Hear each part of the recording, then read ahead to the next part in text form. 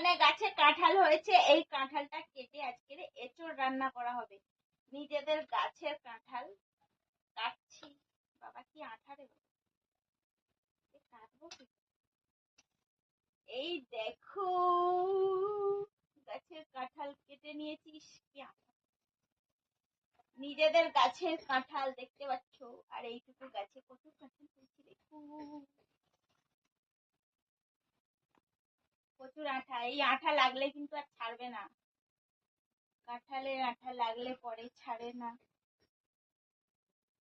আঠা পড়ছে দেখো। বাপরে বাপ, কত আঠা।